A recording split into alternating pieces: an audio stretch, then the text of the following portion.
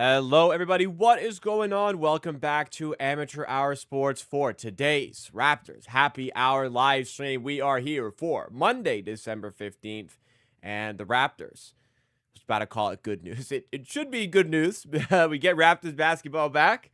They haven't been playing super well as of late, as we very much know, but they're back. I enjoy watching basketball. I enjoy watching Raptors basketball in particular, so I am excited to have them back here tonight, but not feeling super confident ahead of tonight's game. And perhaps that's a little bit part of the problem and part of what we need to investigate over the course of today's Raptors Happy Hour live stream titled "It's Time for the Raptors to Make Some Major Decisions for Their Season." So there's quite a few decisions that we're going to be covering. First of all, they need to make a decision about, are they going to be a playoff team? Do they want to be a playoff team? And if they do want to be a playoff team, then some changes need to happen as far as trades are concerned. So we'll be going through what some of those trades could look like. And in particular, a little bit later on in the stream, we're going to be discussing specific centers the Raptors could realistically target because we know they need a center. We know that. We're going to go through specific examples of players they could target as we get towards the trade deadline, which, hey, it's less than 2 months away till the trade deadline. So we are going to be discussing that today. Obviously, if the decision is to be a playoff team, then a decision needs to be made about what the trade is going to be. Also, along the way, we're going to be discussing what this little mini break could do for the Raptors and their season. We'll be discussing the NBA Cup. We'll discuss maybe a flaw with the NBA Cup. We'll also discuss what we saw from the semifinals of the NBA Cup, an extraordinarily entertaining semifinal in particular on the Western Conference side of things. And then we'll do a little mini preview at the end of the stream if we have time to cover the Raptors game against the Heat today. So let's have some fun. Let's get into it. The Raptors Happy Hour goes live every Monday, Wednesday, Friday at 5 p.m. Eastern Time to cover the latest news surrounding the Raptors, the latest discussion surrounding the Raptors. We do it with myself, Jacob Gramegna, here on my YouTube channel, and of course with you guys in the chat. Thank you so much for joining me here today. You guys help drive the show. I answer your questions along the way as well. So you got any questions, anything you want answered, please send it on in to the chat, and I'm sure we can get to it. I'm also live on this channel for Raptors watch parties, 15 minutes for almost every Raptors game, and I do clips throughout the week in the form of videos in case you ever miss out on any of the live streams. So tons of great content. Make sure you subscribe to the channel if you're new to keep up to date with all that stuff. And support today's show. Make sure you have hit that like button. We got a double header here tonight. I'm going to be live here until about 6 p.m. Eastern time, which is about 55 minutes away from right now as I'm speaking. And I'm going to be live at 7:15 p.m. Eastern time for the Raptors game because it is at 7:30 against that Miami Heat team who also lost in the quarterfinals of the NBA Cup. But how's everyone doing? Thank you so much for joining me here today. Hopefully you guys had a very nice weekend. I had a very busy but productive and enjoyable weekend. Got down to the optometrist. Got some new contact lenses. I can see a little bit better now. Got new lenses in my glasses, so I'm seeing a little bit clearer. Maybe that's going to... I'm seeing everything clear. Maybe that's going to help with the content. Had some fun with friends. Enjoyed some NFL Sunday. It was overall a good weekend. So hopefully you guys had a good one as well. I see August West in the chat. David in the chat again. Vedant Patel. Danny Berry Sports Highlights. And of course, our amazing 12-month member in the chat right now, Gregory. Thank you for joining us, everyone. Let's read some of the chat here. See what we got in the early stages. August West. And if you're just hanging out right now, send us a little what's up in the chat, so I can see who's here with us today. August West said, we blew it by refusing to fully embrace tanking. It's sometimes, well, I mean, Masai never had it in him to tank. And if anything's rubbed off on Bobby, they never had it in them to tank. Like, it has never been, sorry, not to tank, but like, obviously, they know how to tank. But to embrace it like on a year-to-year basis, they never, that's never really been their MO. Even besides Ujiri before his time with the Raptors with the Denver Nuggets. So we'll kind of see what Bobby Webster's managerial style is in that sense. But it's tough to also commit to a tank when you have a player as talented as Scotty Barnes is, and the Raptors had a really good trade in place for Brandon Ingram. I can understand why they decided to try and make like a playoff team out of the team this season, but a lot of people will say, and rightfully so, that the worst place to be in the NBA is in the middle. You want to be either a contender or a team that's tanking. The Raptors maybe seemingly aren't really either of those things right now, but they did what they could to get out of the Siakam and OG contracts. They got some value in return. They saw a good trade for him. I can understand the path they took, but we'll see. I think we'll see in time what this kind of mini pocket post. We'll call it like post Siakam Van Vliet. That post, like once that championship era of the team really ended, we'll see how much of an effect it has. But interesting take there. David says, tanking for high picks resulted for the Raptors the past 2 draft mixed success. At least Raptors this season are doing what during none of the past they did. More regular season wins and losses. Well, let's certainly hope they maintain that over the course of the season. We need to jump back into it. Vedant Patel says, do you think we will win tonight? I unfortunately don't think we'll win tonight. Miami probably favored by a good degree. It's in Miami. They should be favored by like 4 or 5. They are favored by 5.5 right now. So I unfortunately can't expect the Raptors to win based on that. And listen, winning one of your last 7 games doesn't exactly instill confidence. But yeah, 5.5 to 6 is the spread right now, depending where you're looking. So Raptors got a bit of a battle on their hands for tonight's game. But I'm hoping for the best. I'm absolutely hoping for the best. Happy Monday, Dale Berry Sports Heights. Thank you so much. Do I think RJ Barrett is the reason we lost a lot of games? It's a contributing factor. I wouldn't say, like, if RJ had played these last 7 games, are the Raptors just still winning everything? I don't think so. There's some deeper issues as well, but they probably would have won more than just one of the last 7 if RJ Barrett was playing.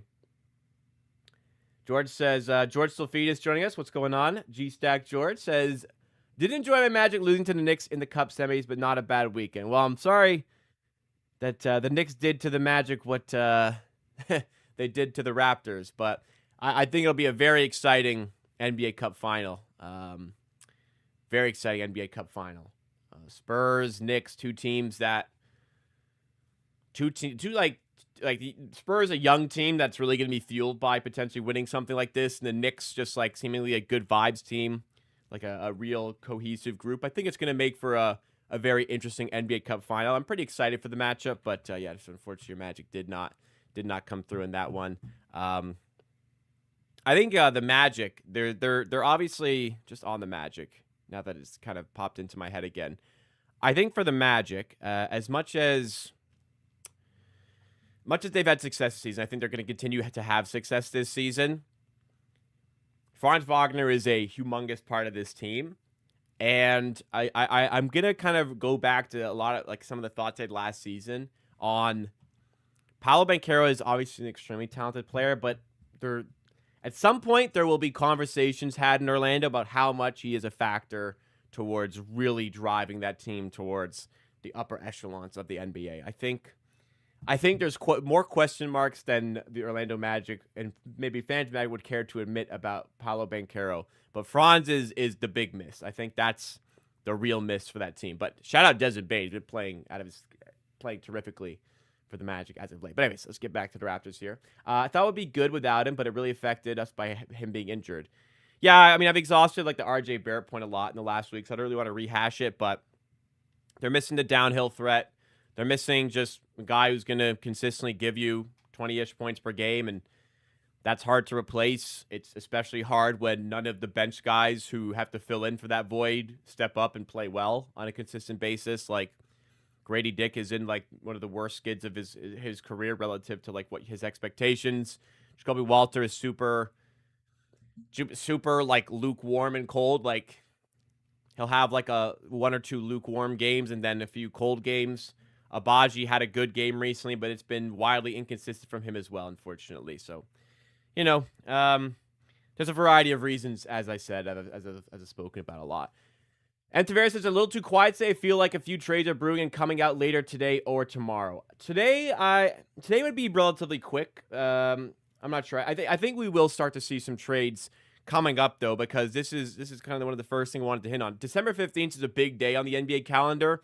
You won't see it marked on like the NBA.com calendar or anything. December 15th is the big day because this is the day where a ton of players that were signed in the offseason no longer have trade restrictions on them. Typically, when a player signs in the offseason, they can't be traded until December 15th. An example of a player like that is Jakob Poeltl, among many others. So this is really the unofficial start of trade season. You very rarely see trades, or very many trades, I guess I should say, before December 15th. So for sure, we we'll start to see some, not for sure, but we'll likely start to see some trades creep in the coming weeks as teams look to kind of reposition themselves, maybe based on how they've started towards the season. Is this really a rebuilding team? T from the 6 says, is this really a rebuilding team? The Raptors, no, they're not. I think they want to be a playoff team. I think they're gonna be aggressive in the trade market to try and help with that. At least I believe they should be. They can't just stand pat. They can't. It'd be a disservice to this group to just stand pat with what they have here. Even if it's like a smaller move, they gotta do something to help this team out. Franz just moves different since year 1. I mean, he's been great out the gates. Like, he's just been fantastic. He was a fantastic draft pick. I was a big doubter of his ability coming into the NBA. I thought he did a lot of things okay, but nothing really well enough to excel. It turns out he's just great at a lot of things, and that makes him a very valuable player to the Magic. Maybe the valuable piece of the Orlando Magic. Vident says, is it true RJ's on the trade list?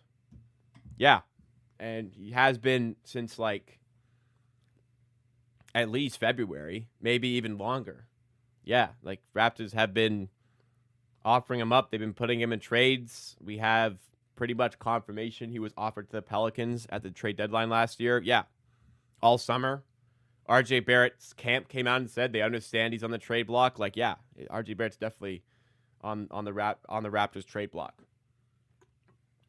If the Raptors organization was like a store, a brick and mortar store, RJ Barrett would be in the front window on display for people walking by with a for sale tag on it, for sure. That's the state of things. But again, I've talked a lot about RJ lately. I don't want to keep going in on about the RJ Barrett situation. A guy that I would definitely expect to be traded, as Rick Papa says in chat, is Jonathan Kuminga. I mean, it's astonishing he's still there. I mean, he's getting into this Miles. He's getting into this Miles Turner territory where every year you think he's gonna get traded, and like that he like doesn't get traded any year. So I don't know. I think this has to be the year for Kuminga, surely. I've seen reports the Kings are interested, but the Warriors. How long can this go on? You know, it's just crazy. What are a good trades for RJ in your opinion? Again, just. I don't want to get into it. I've done so much pieces on RJ Barrett. I'm not going to do it today. I recommend going onto the channel and looking at the recent videos where I've talked about RJ Barrett. I've done a lot of stuff on RJ Barrett, so I don't want to do it in another stream here. I've done it like 3-4 streams in a row now. Alam Dar says, Darko said in an interview the team is still second year in a rebuild the other day to keep expectations as such, which but I get, but with the way the front office and players are moving, it seems otherwise. Yeah, it kind of annoys me when Darko Rajakovic says something like that. So the comment here is saying that Darko in interview saying the team is in its second year to rebuild. It does kind of annoy me when he says something like that, because, like, it just that to me seems like he's trying to cover his ass. Like, he's trying to be like, let's say the Raptors, the wheels fall off, as if they haven't already, and let's say it just keeps sliding down this hill, and there's like no way of stopping it, and they get into January, it's been a disaster month again, and they're under 500, for example. Like, you can just go back and say, well, we're a rebuilding team in the second year of a rebuild. Well, expectations kind of change when you start the season the way they did. They were we 15 and 4? Were we 15 and 5? We were 15 and 5, right? Sorry, we were 14 and 5. Yeah, once you're 14 and 5, I think like expectations start to shift a little bit. And I mean, coming into the season, I was a little bit peeved as well that they were saying they were going into the season with like no expectations. Like, no, you traded for Brandon Ingram. This is a very expensive roster. Unfortunately, just trading this like a rebuild year is not really going to cut it. It's a very expensive roster. You're paying heavy amounts to the top tier players on your team, right? I'm not buying this notion that it's a rebuild. Like, this is a team that had aspirations to make the playoffs this year. At least it should have, or else there's even bigger concern to me. Especially now that, like, even after 26 games or 15 and 11, let's shift the focus a little bit. Let's not think about rebuilding. Let's think about how we're gonna win some fucking basketball games and get into the playoffs. That's how I feel. Like, if you approach the season with a rebuilding mindset and you just all of a sudden 15 and 11, and I can forgive like a slide back down the NBA standings quite a lot more than if right now, like, clearly you went into the season with an intent to win and make the playoffs. You were aggressive in the trade market last year. I'm not having, it's a rebuilding. We weren't expecting to be, we weren't expecting to be 14-5, but hey, that was a huge boost. That should have helped, and they should really get into the playoffs at this point, even if it is through the play-in tournament. NBA rule allows players traded on December 15th, 16th to be retraded before the deadline, bypassing the usual 60-day wait period between trades for some situations. Interesting. So maybe there will be some trades today and tomorrow. I remember Dennis Schroeder got that double punked. I guess we'll call it last year. He went from, wasn't it the Nets to the Warriors and then the Warriors to the Pistons? I think that's the direction for Schroeder last season. So, and now he's on the Kings, and the Kings are a disgusting team in a bad way. First year in a rebuild is tanking. That definitely wasn't last year. We are in year 3. It is accelerated the moment BI is on board. Yeah, like last season, definitely like rebuild. They called it the first year of the rebuild. Sure, like they started the season committing to that, and I was like, okay. I mean, you tanked the last year as well. Maybe that wasn't in the plans. I mean, it shouldn't have been the plans. You know what? It shouldn't have been in the plans to tank that year, 2 years ago. So I'm not going to call that the rebuild because they wanted to be a playoff team, and it turned out they sucked. And last year, okay, they went in thinking this is probably going to be a tank year. Once you acquire Brandon Ingram in a trade, once you're giving out these big contracts, you got to change what your priorities for the season. And it's now to me being a playoff team for sure. But like you said, Blackhawk, it accelerated the moment BI was on board, right?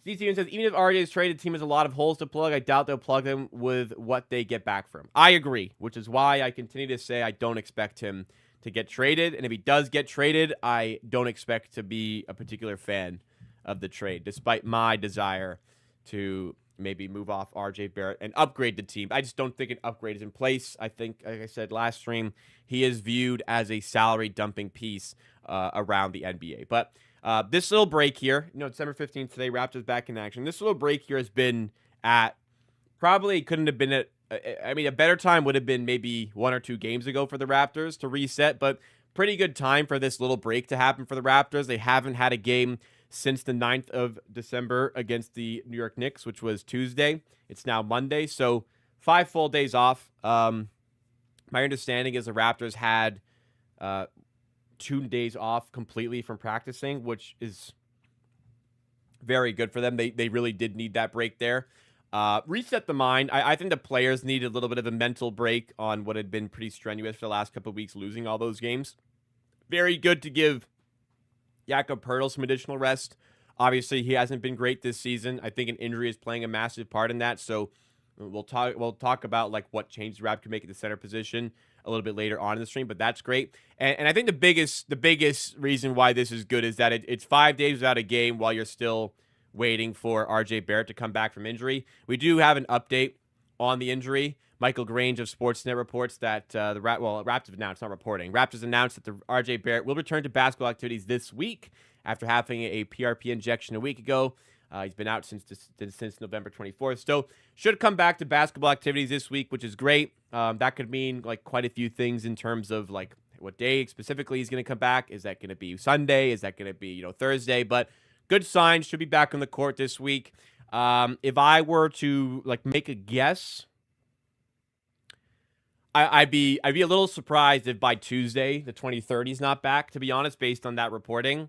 I'm hoping, there's no way he's going to play in a back-to-back here. I'm hoping we get him back by Sunday. I think realistically we should be looking at Tuesday. So it's going to be 4 more games without RJ Barrett. The Raptors have had the worst offense in the NBA since he went down. So I can't come back soon enough at the moment for the Raptors. So 5 days without a game is great because you don't have to play a game without him, and they've been really bad since he went out due to injury, and the offense has been just diabolical in that stretch. At least the quality of the product would be more watchable with RJ Barrett back, even if it doesn't solve everything, because I don't think RJ Barrett is just like the fix. Like everything will be nice once again once RJ Barrett is just plugged back in. It will help a lot, but I don't think it's just there's some bigger issues with the team, as not bigger necessarily, but there are other issues with the team that need to be addressed as well, for sure. Raptors' biggest issue for the past few seasons has been poor drafting. Biggest, I'm not sure, but it's kind of starting to look that way. Like you had a lottery pick, you had a 19th overall pick, and it's kind of looking. I don't want to make a definitive statement here, but it's starting to look like neither of those are really a hit. They're certainly NBA caliber players, Grady Dick and Jacoby Walter, but neither of them have really been a hit in players that are like seriously impacting your rotation. Grady Dick, it's strange that he had such a great stint to start last season. He was playing so well, and now his confidence is like underneath the floor. It's in the basement, and he's struggling so much. So I don't want to jump on a smallish window of like 26 games to start a season, but starting to look like they haven't really connected with a draft pick there. They did connect with a draft pick 45th overall with Jamal Shed last year. That was a terrific draft pick. He is a player who's contributing at a decently high level off the bench. So certainly happy with that one. Otherwise, like 31st, Jonathan Mobo doesn't look like a great it's 31st pick. How much that player realistically going to impact you? Doesn't look like it's an absolute hit for the Raptors there. Before anyone says it, I don't think Kyle Filipowski would just be this freaking savior if they had taken him 31st instead. I don't think he'd be moving the needle for the Raptors. So just get that out of the way. The one that got away is a Dembona, and I continue to say that. And I said it before they made this selection. Anyways, not to victory lap. I've certainly had some poor draft opinions, such as my desire for the Raptors to take Jacoby Walter. But I mean, we'll see. Not going to count out a guy in his second year. Not going to count out necessarily a guy in his third year in Grady when his confidence is so low. But, yeah, to not have like a surefire rotation piece out of a 19th and a 13th pick, kind of unfortunate. Especially looking at the players around Grady. Like if Case and Wallace could have fallen to 13th, man. That stings. At least we didn't draft Jett Howard, 11th. That was a bad pick, Orlando. Is it too late to rehire Masai? Yeah, I think so, Gregory. Blackhawk says, who will be the first trade across the league today? I don't know. Maybe Kuminga, but you never know who teams are out here targeting in trades. The Raptors used to be elite at drafting up to the championship. Yeah, I mean, the elite drafting is what honestly was the biggest, not the biggest. You could say it was the biggest reason they won the championship. Rookie contracts win you championships because Fred VanVleet was on a rookie deal and he had a Finals MVP vote. Pascal Siakam won MIP and was the second best player potentially on that championship team. He was the second highest scorer. If you want to say he was the third best player behind Lowry, he was on a rookie contract. Those rookie contracts, like Norman Powell impacting the team, OG Anunoby impacting the team up until his injury and even playing the playoffs, but impacting the team. You can't have the finances to pay Kawhi, pay Kyle, pay Ibaka, who made a lot, pay Gasol, who paid a lot. You can't have the finances to pay all those guys if you don't have such elite rookie contract players like Siakam, VanVleet, who are contributing extremely heavily towards your championship success. So the way the Raptors scouted and developed ahead of the championship was a major reason that the Raptors are an NBA champion as of today and forever. S. James said, the only thing I can say is that Jakob Poeltl needs help for his position at backup center. 6'10" and up needs to be addressed, especially for him. I agree with you, and we are going to dedicate an entire segment to doing that a little bit later on in the stream today. So stay tuned for that, because we will be discussing the guys that could come in. And I'm not talking about the Anthony Davises and the superstar trade. I'm talking about the guys who can really provide solid backup minutes potentially for Jakob Poeltl on this team. Kuminga can't be traded till January 15th. Okay, I did not know that. So it won't be Kuminga in that case. I did not know he had that extra stipulation where he is the 15th. I actually think Jakob Poeltl is in the same category where he can't be traded until, I think Jakob Poeltl is actually January 7th. But anyways, I don't expect Jakob Poeltl to get traded right now anyways. I mean, unless they're really targeting Anthony Davis, but I don't really see that happening either. I don't think Grady's confident in the shot. I think his play style is that issue. He just needs to swing the ball, get it back, and shoot instead of trying to score off the break. Keep shooting. Feels. I mean, look, part of it's ability, not saying he has the ability, and it's just confidence. Confidence is not up right now. So surely confidence is low at the moment for him, and inconsistent play time is affecting him. Not blaming Dark for that. It's tough to keep him on the court sometimes, but it's certainly affecting him. Anyways, I wanted to shift into some discussion surrounding the NBA Cup, because it's been interesting, and I think there's two flaws right now with the NBA Cup. First of all, I don't want to take away from two pretty entertaining games, specifically the Spurs Thunder game. That was excellent, absolute cinema. Two flaws with the NBA Cup. Number one, I've mentioned this before, and I'm not complaining that the Raptors advanced. You advanced out of the NBA Cup group stage. You've won a bunch of games, but unfortunately, it's just an unfortunate part of the NBA Cup is that if you win your group, your prize is now two really difficult regular season games back to back. So the Raptors got out of their group. They won their group. They went 4-0 in their group. Their reward is now playing the New York Knicks, who have been excellent this season. I don't have the standings up. The New York Knicks have been excellent this season, winning a bunch of games. Tough team, for sure. They are currently 18-7 of the season, and they now have to play, because they lost, another tough team, because you would think good teams get out of the group stage. They now have to play the Miami Heat, who lost the Orlando Magic. So the prize for winning the group is two difficult regular season games. So I'm not here to provide a solution. I'm not here to say this is wrong, it needs to be changed. It's just an unfortunate flaw with the way this tournament is done, that the Raptors now have two tough regular season games. I agree. You can't, what would be the fixes? Do you make these games non-regular season games? You make them their own thing, an own tournament?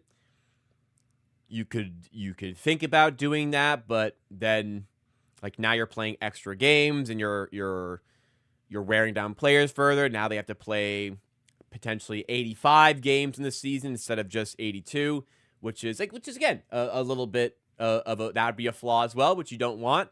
So I don't really know what the fix is. Maybe I could be convinced, especially if you win your quarterfinal, now you have a semifinal game at a neutral location, a game that maybe could have been a home game for you. I guess it could have been an away game, and a neutral game helps you, but maybe the quarterfinals counts towards the regular season, and then the semifinals don't.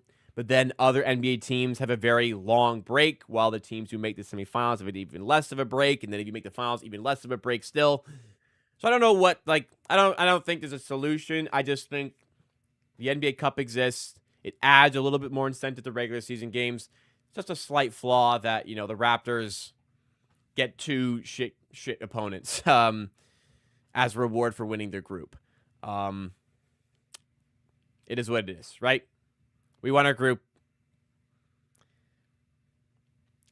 I would rather win our group than not win our group. It just kind of is what it is. Another flaw with the tournament is that this was an excellent game. This was a very entertaining game. Victor Wembanyama returned from injury. He played great. He was plus 21 in 21 minutes, which is absurd against a Thunder team that is just unbelievably good. The fact that 21 minutes of Wemby is enough for the Spurs to be good enough to beat the, at the time, 24-1 Oklahoma City Thunder, who are like well above 50% chance of winning the NBA championship this season at this point. Very, very impressive and entertaining game. Yet, as good of a game as it was in that setting in Vegas, the Vegas crowd was pretty dead. Not a great look for the NBA there. Second of all, it's just, man, I don't know if this changes over time, but they are struggling to make people care about the NBA Cup. Like, I understand the idea, kind of likening it to European soccer, where while, like, let's take England for example, while the Premier League is running, there's the Carabao Cup, and there is the FA Cup as well from January onward for Premier League teams.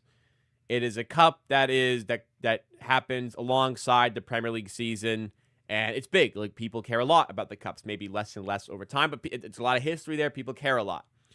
NBA is trying to mimic that with the NBA Cup. And I mean, just unfortunately, like, there's salary caps here. So, like, you know, in soccer, you can build much deeper teams that withstand, that schedule. If you're a better team, you have more money in theory, and you can build deeper teams to withstand that congested schedule.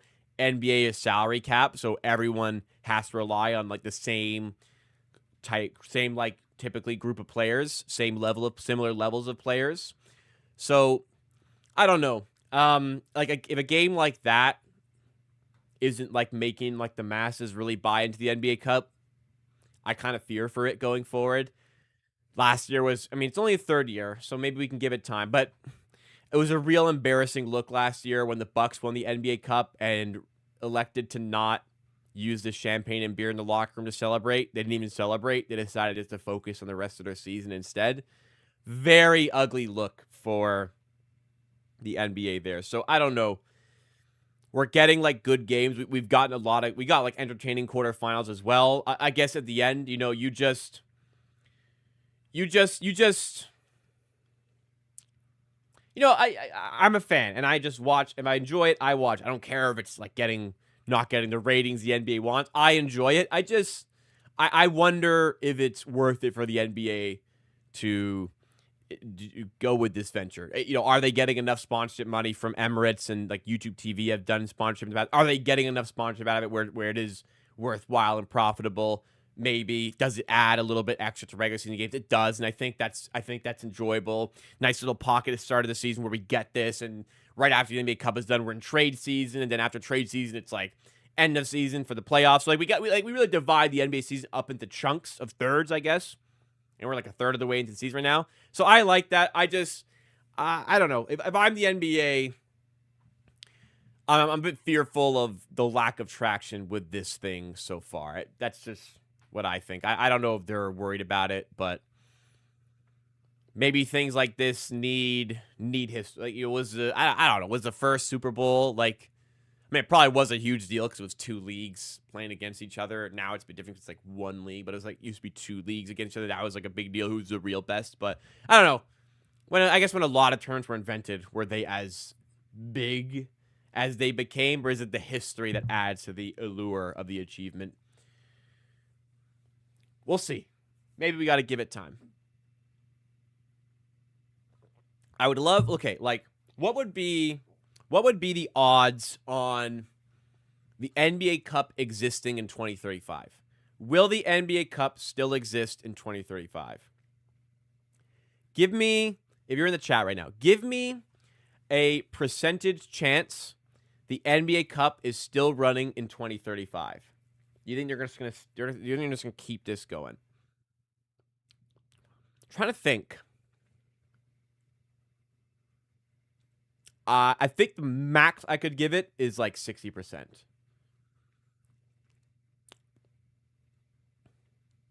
95%, you think it's going to still exist? Yeah, there's no way I can go that high. I don't know. 80%. Wow. You guys have a lot more confidence than I do. I like it. I'm wondering if they keep going. I don't know. I feel like I'm pretty on the fence. I feel like I'm more like 50-50. Interesting. You guys are really confident. We have Terrence Davis who says 95%. Blackhawk 2K918 says 95%. Mark T says 80%. T from the 6 just says no. It's not going to be going. Interesting. It's interesting. I think it's like 50-50 at that point. Due to gambling, the cup is here to stay. I don't see what gambling has to do with it.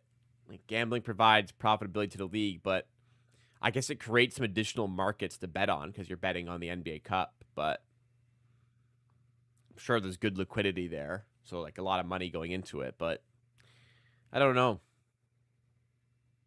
Yeah, I'm not sure. Yeah, before they get rid of the NBA Cup, I think the NBA Cup is better than All-Star Weekend. All-Star Weekend is a joke. I really don't understand how that's... I seriously don't understand how that's profitable. Nobody wants to be there. The players don't want to play. They keep changing the rules. Like, just name the All-Stars and, you know, they get like a reward or like a, you know, like a jacket or something. Or just like the name. Just, hey, you're an All-Star. Great. You were an All-Star this year. Just, that's cool.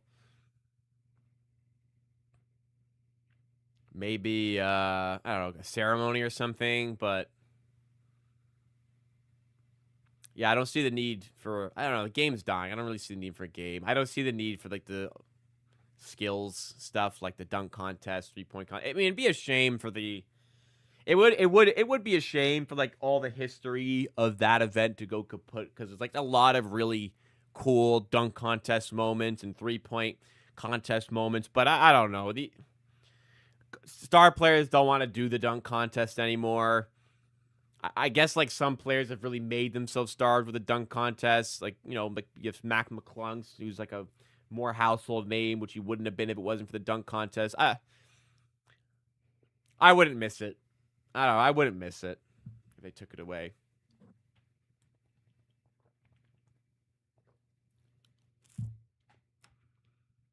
I mean, the NBA Cup, I don't know. I was saying, can we do the NBA Cup in that week? But then, like, you don't get the rest, the midseason sort of rest. You can't really do that. I don't know. Just give the guys a break. Give everyone a break. I don't know. They are talking about expanding to Europe. I have seen that my favorite soccer team is Manchester United. And apparently they're getting a team, which is I'm fucking pumped. Manchester United basketball jersey is going to go extraordinarily hard. So I'm excited for the jersey more than anything. You know, yeah, NBA venture to Europe is interesting.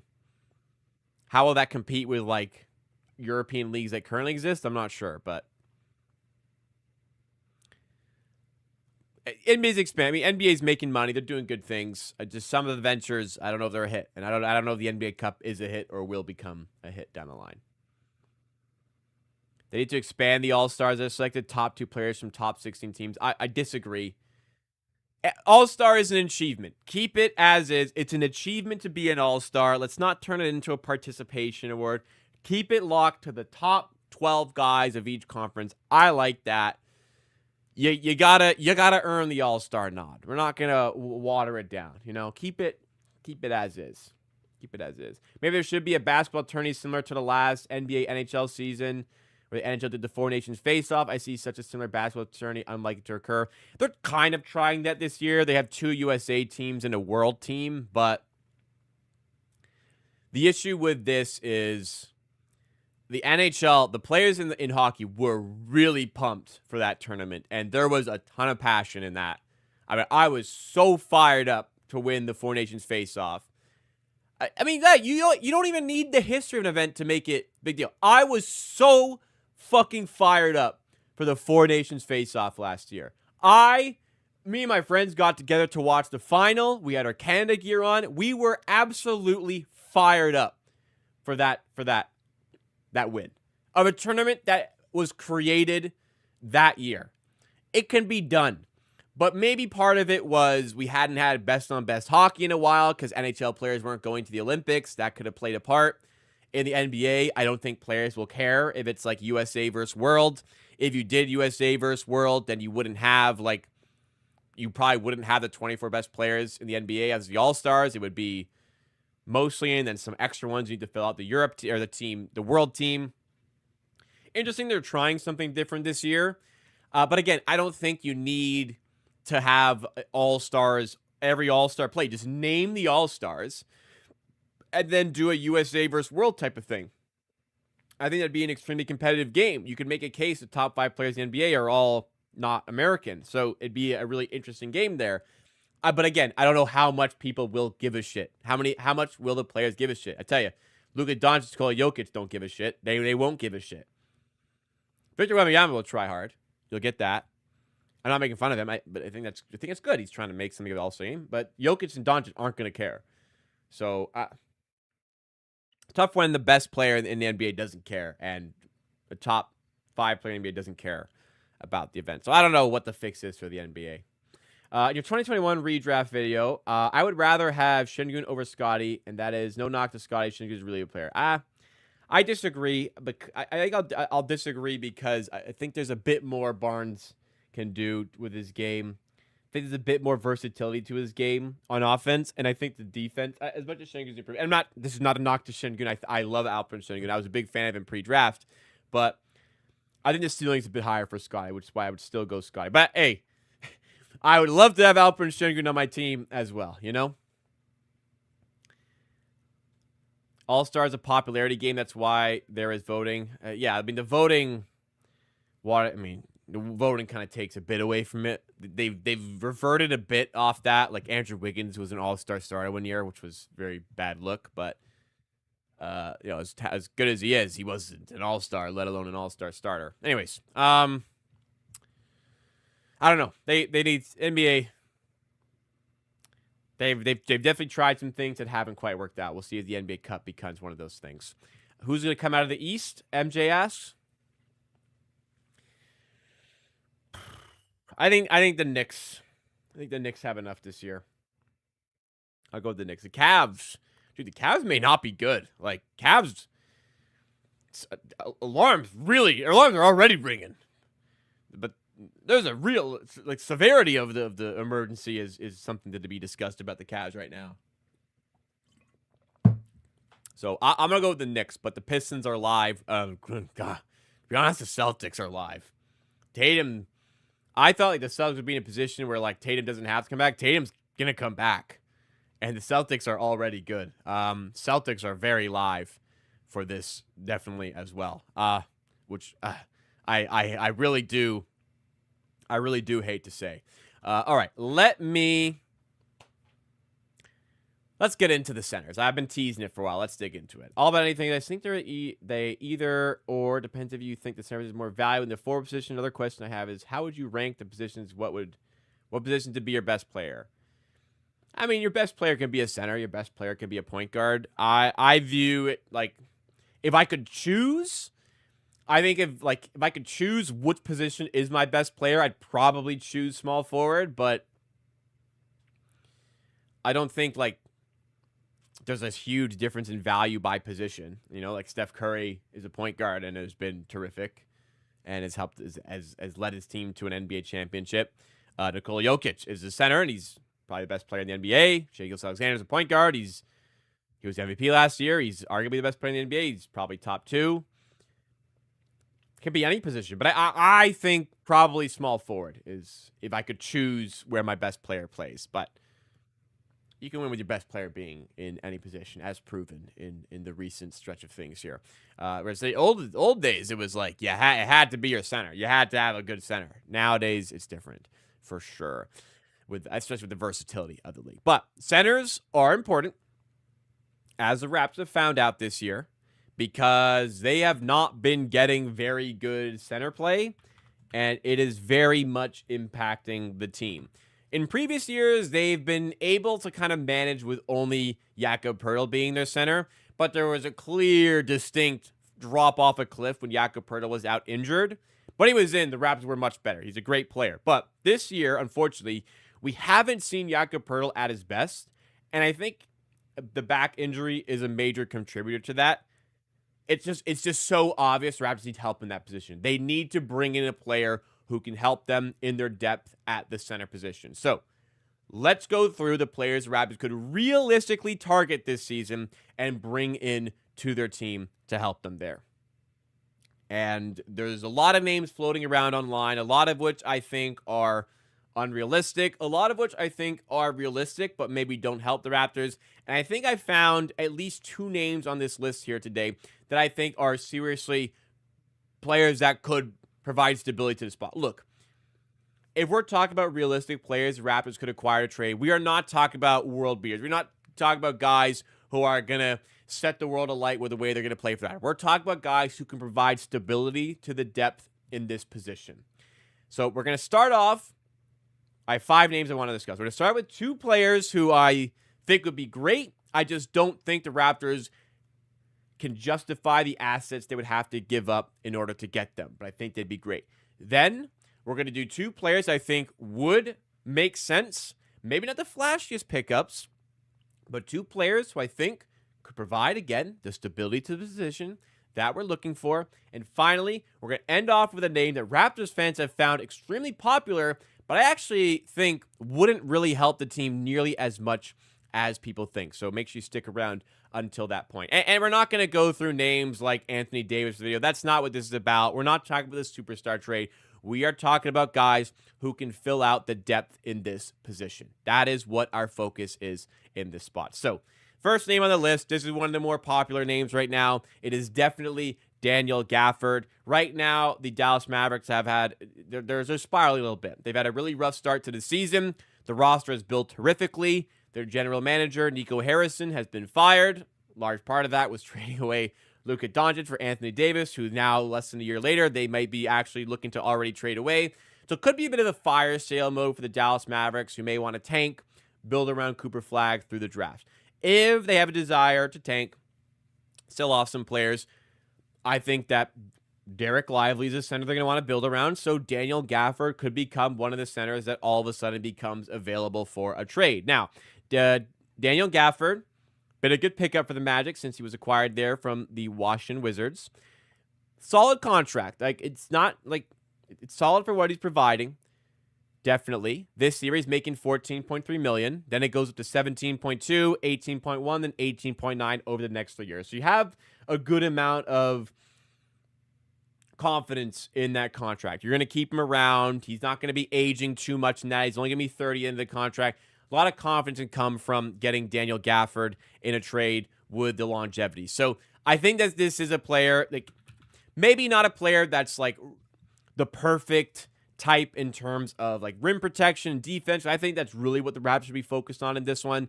Getting a player who's actually going to help them with rim protection and defense. That I think is what they're missing the most. Rebounding is also very important.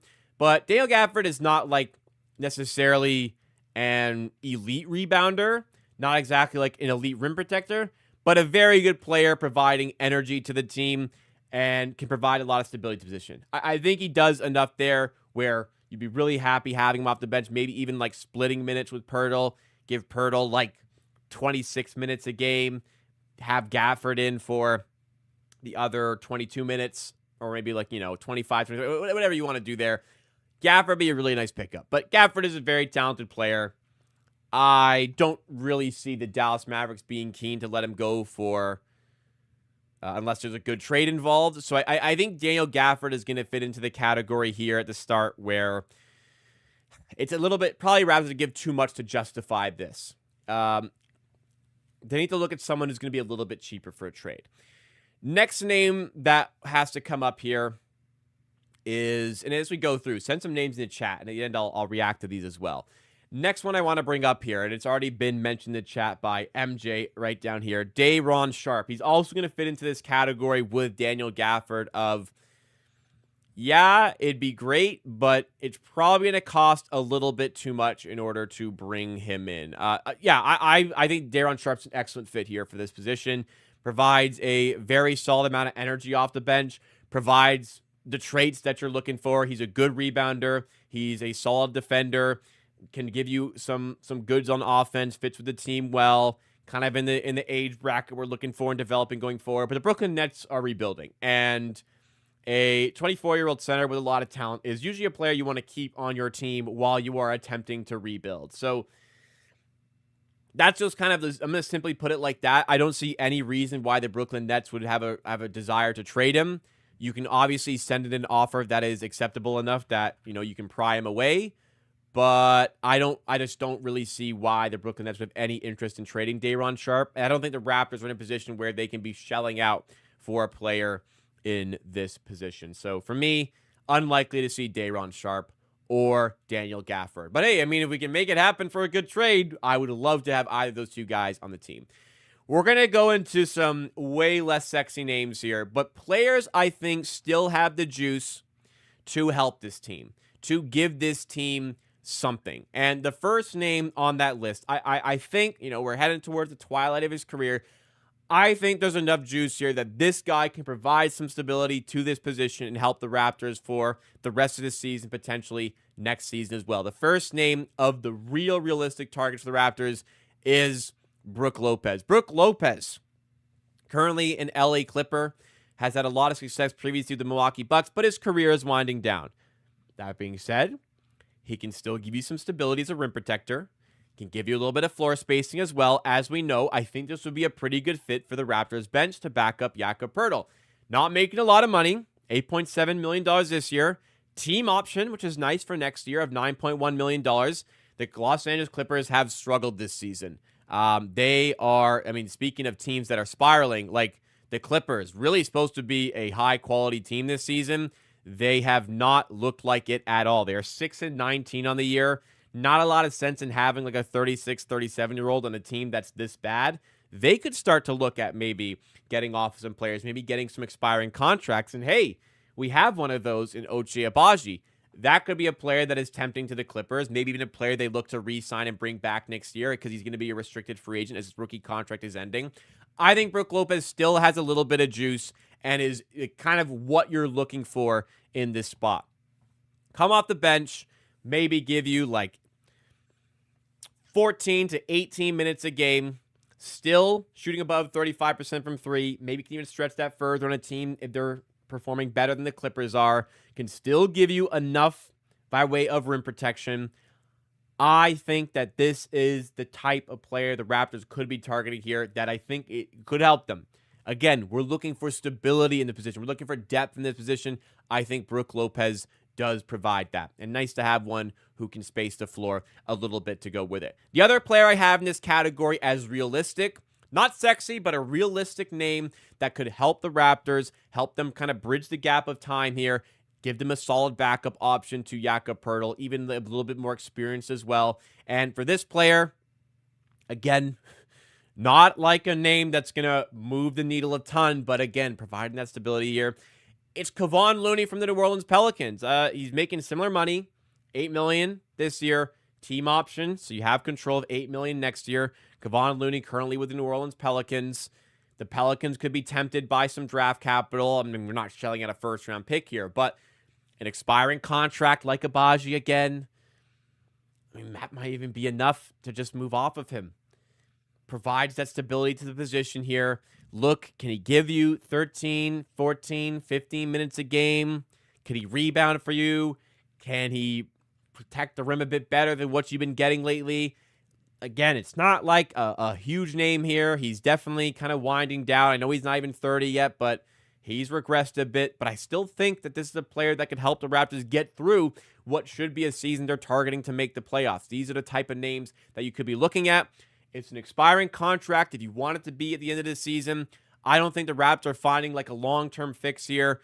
I think that they can use Agbaji. I like Agbaji. I don't think they'll miss him tremendously. And they really fill a void in a position that they actually need somebody. And Brook Lopez, Kevon Looney kind of fit into that category for me. I wonder if the Raptors are thinking in the same way. Those are the four players so far. Last name on the list. This would be a real sexy name to pick up. But this is a player that I think has gone... This is a very talented player. I'm not going to deny that. This is a player that has gone very overrated in the Raptors camp for what they believe he could do to the team. And that is Miles Turner. The Bucks could definitely be looking to move off of Miles Turner. The Bucks are probably going to trade Giannis and need to start a rebuild. Miles Turner would be an expensive pickup for the Raptors, would probably cost some draft capital, but who knows? Maybe there's a cut price deal out there, given the fact that they want to kind of move in a different direction. Maybe there's a bit of pressure to move off of him. But Miles Turner is a good case of, I think it's a very good case of not quite understanding the needs of the Raptors right now and what you really need out of a modern center. I think Miles Turner is a great player. We saw that in the playoffs last year. He is a very good shooter out of the center position, which is extremely valuable. Where a lot of value decreases for me is he is not that great of a rim protector. He is a terrible rebounder.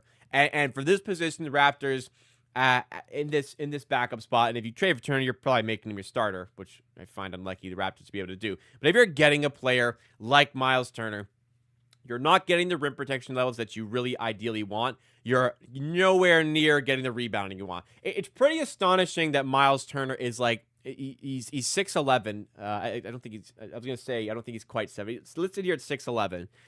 And he's averaging 5.5 rebounds per game in 28.6 minutes. Like, it's pretty astonishing that a player of his size is averaging less than 7 rebounds a game per 36. He's just an awful rebounder in general, and it's crazy given the size. Like, look at this. This tweet here, Miles Turner. This is from Pips NBA. Guy I used to work with heavily at my job. He says Miles Turner is nearly 7 feet tall, starting center. He has had 3 or less rebounds in 7 straight games. Truly amazing accomplishment. There are teams that can manage that and the value of the 3-point shooting is enough. I really do not believe like the Raptors are one of those teams. So I do not believe that an investment in Miles Turner is the answer that so many people kind of think it is for the Raptors. But let's see some other names in the chat. What other names you guys are kind of going with here? Santi Aldama from the Grizzlies. That'd be an interesting one off the bench. Be tough to pry him away from the Grizzlies, though. Blackhawk says Goga Bitadze. Goga is awesome. Would be an awesome fit for this. But he's become pretty important to the Orlando rotation, especially with Mo Wagner injured. I mean, if Mo Wagner comes back and he's playing really well, he's out of rotation, maybe that changes. But I think they value Goga enough that it'd be tough to pry him off the Magic. So I don't think we can get that one done realistically. All about nothing. The Jared Allen if Cavs trash. Again, Jared Allen's a type like you're picking up probably to be a starter, and I don't see like a tremendous jump if you're doing that with like you have to trade Pearl kind of do that. I don't really see that being realistic. Same can kind of be said for Claxton. It's just not a guy that's moving the needle where the Raptors needed to go because of the stuff they had to give up to do that. Maybe Clint Capella. Yeah, that's an interesting option. I think that's something that's in the realms of possibilities. I think that's a decent name actually to list here. So I like that all about nothing. Some stability for the position. Perfect guy would be Steven Adams, but he's entitled to rock. Yeah, Steven Adams isn't happening, but you're right. He would be an excellent pickup for this sort of role. But anyways, some names there. I think if you clicked on this, and you're looking for say you're listening to this segment here, you're probably wanting to hear a lot more fun names. But I think like Brook Lopez and Kevon Looney are realistic targets the Raptors could get that genuinely make them better, and you don't have to break the bank in order to get them. Interesting. Dwight Powell. Dwight Powell would be a real what would be a good metaphor for this? It's like I'm trying to think of if you ask for a certain brand of something for Christmas, and then you get a real off-brand version of it, and it's it's what I wanted, but it's not super helpful. It's I don't. The metaphor is not coming to me, but it's just is that really the best we could do? Bobby, is that the best you could do? You ended up with Dwight Powell for this glaring hole in the roster. Can't think of the metaphor I want, but is that the best you got, man? Is that your game? Is that what's in your bag? Like, I'd probably come away a little bit upset if that was what they came up with. But hey, Dwight Powell would be better than nothing. Dwight Powell would be better than nothing. And hey, maybe he retires at the end of the year. Yeah, he finished his career strong. He's reinvigorated by a move to his hometown team. Maybe, right?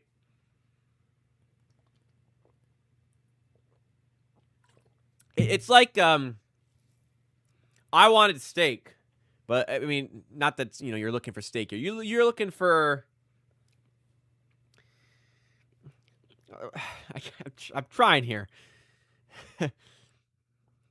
Like I'm looking for like I'm looking for a cut of sirloin, and I get served a skirt steak. It's just like, yeah, I wanted a steak, but I mean, it's better than not having a steak, but I was really looking forward to like a sirloin cut, and I'm getting a skirt. It's good, but it's not what I was really looking for.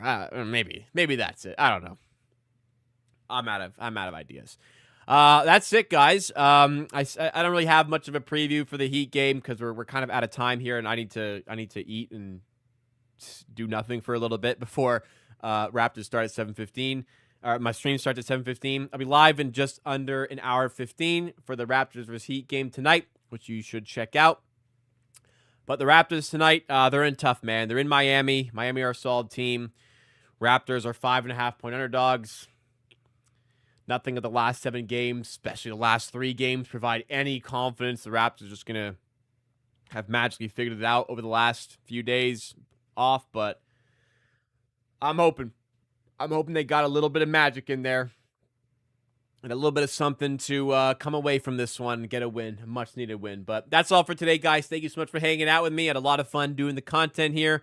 We're getting back into the swing of things with the Raptors returning. So I look forward to seeing you tonight, once again, live at 7:15 p.m. Eastern Time. But Raptors happy hours every Monday, Wednesday, Friday, 5 p.m. Eastern Time.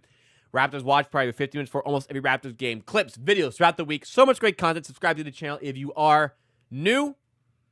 Maybe you're not new. You're still not subscribed. What are you doing? And biggest thing, hit that like button on your way out. Makes a big difference to me and the channel, driving us up in the YouTube algorithm. I will see you guys a little bit later on. Thank you so much for joining.